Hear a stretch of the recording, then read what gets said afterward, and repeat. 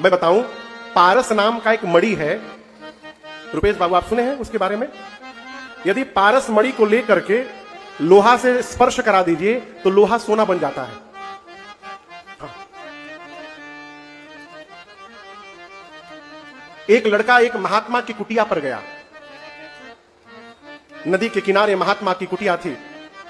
वो लड़का बड़ा गरीब दीनहीन पहुंचा सवेरे सवेरे महात्मा की कुटिया पर, जाकर बैठकर रोने लगा। महात्मा पूछे क्या हुआ? बोले हमने सुना है आप बहुत सिद्ध हैं, सबकी विपत्ति समाप्त कर देते हैं, मेरी गरीबी मिटा दीजिए। महात्मा बोले मैं खुद भीख मांग मांग के खाता हूं, मैं तेरी गरीबी क्या मिटाऊंगा, चला जा यहां से, कुछ नहीं मेरे पास। अब वो जाने का नाम ही ना ले, बोले मैं बिना लिए जाऊंगा नहीं। सवेरे से बैठा बैठा शाम का समय हो गया, महात्मा एकदम परेशान हो गए उससे। बोले ठीक है जा, पेड़ के नीचे एक चमकीला पत्थर पड़ा है, उठा के ले जा। पूछा मैं पत्थर लेने नहीं आया हूं, मुझे कुछ दीजिए जिससे मेरी गरीबी मिट जाए। बोले मूर्ख, वो चमकीला पत्थर पारस मणि है, पेड़ के नीचे देख कहीं पड़ा होगा, चमक रहा होगा। पूछा उससे क्या होगा? बोले उसको ले जाकर जिस लोहे से तू स्पर्श कराएगा वो लोहा तुरंत सोने का बन जाएगा। वो तो सुना तो नाचने लगा, दौड़ कर गया तो उसको पारस मणि मिला। तुरंत हाथ में एक लोहे का कड़ा पहना था, बोला पहले यही जा ट्राई कर लूं। जैसे स्पर्श कराया वो लोहे का कड़ा सोने का बन गया।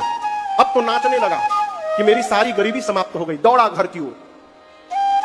और सरकार अभी आधे रास्ते तक गया था, तब तक अचानक रुक के और जितनी गति से घर की ओर दौड़ा था उसकी दुगनी गति से फिर कुटिया की ओर दौड़ा, फिर वापस दौड़ा कुटिया की ओर। और कुटिया में जाने के पहले वो जो पारस मणि था ना, उसको बीच नदी में फेंक दिया।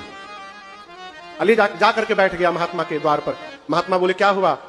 पारस मणि नहीं मिला? बोला मिला। काम नहीं कर रहा है क्या? बोला देखिए ना सोना बन गया है, ये कड़ा सोने का हो गया है। बोले कहां है? बोला नदी में फेंक दिया।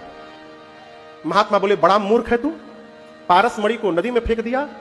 बोला नहीं, यदि उस पारस मणि को लेके चला जाता तो मूर्ख हो जाता। महात्मा बोले अब क्या लेने आया है? बालक बोला अब मुझे वो मणि चाहिए जिस मणि को प्राप्त करने के बाद आपने पारस मणि को पत्थर समझ के फेंक दिया था, मुझे वो मणि प्राप्त करना है, वो पारस मणि प्राप्त नहीं करना है।